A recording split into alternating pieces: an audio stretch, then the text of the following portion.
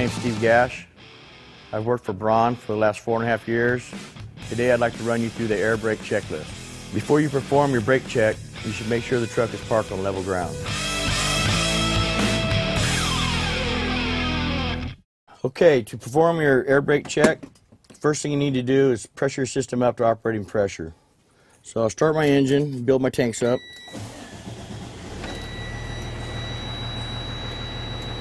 I'm going to build them up till I hear my governor kick out and before I shut the truck off. And there it is. Truck should have 2 gauges. I'm going to use the top one, which is my primary system.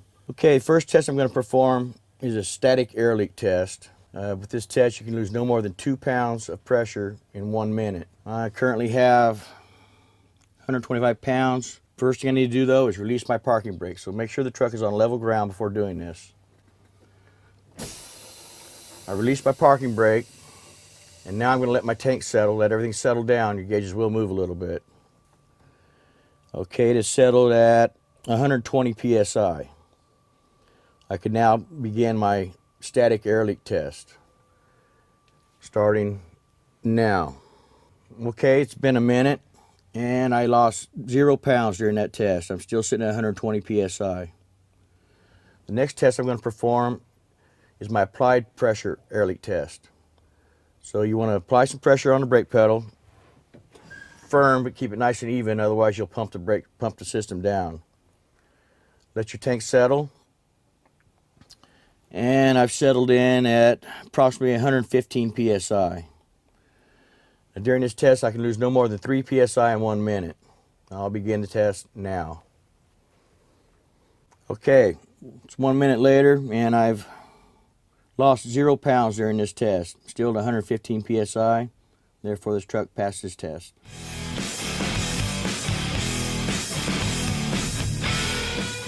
Next test I'm going to perform is a low pressure warning light.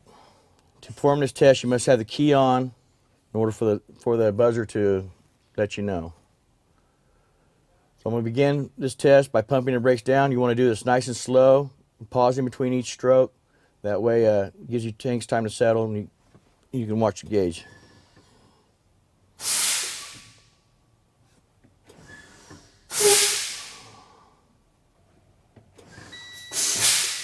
There's my low air warning buzzer and light.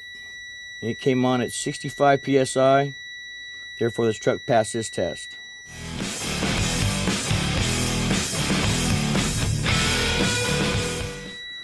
The next test I want to perform is my emergency spring air brake test. In case of your system losing pressure, your brakes will automatically come on and stop the truck. So I want to pump it down the same way, nice and slow.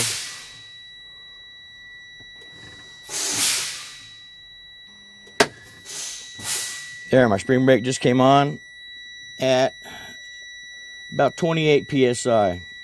Had to be between 20 and 45, so therefore it passed this test.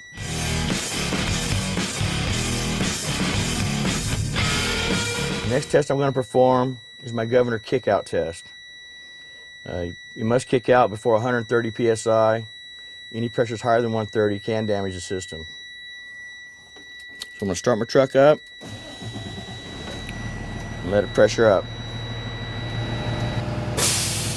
And there you hear the truck burp. My system is now fully charged.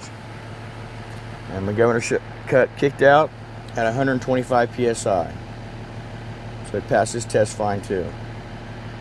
Next I want to do the governor kick in. And you must turn on no lower than 85 psi. Once again, you want to push your pedal slowly, pump it slowly. Let your tank settle each time. Keep an eye for the needle to start moving up, and that's where your governor kicks in at.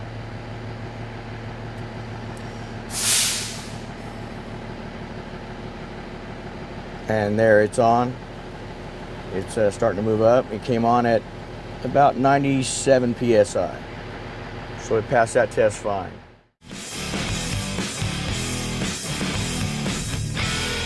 Okay, the next test I'm going to perform is my parking brake test. Make sure the parking brake is working correctly. You want to put the truck in drive,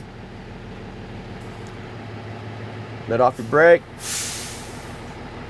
give it a little throttle, rev it up a little bit. Here, shows that my parking brake is working correctly. And before leaving the job site or the yard, you want to make sure that your service pedal is working. So you'll let the truck roll forward, apply your brakes, and that proves your service pedal is working.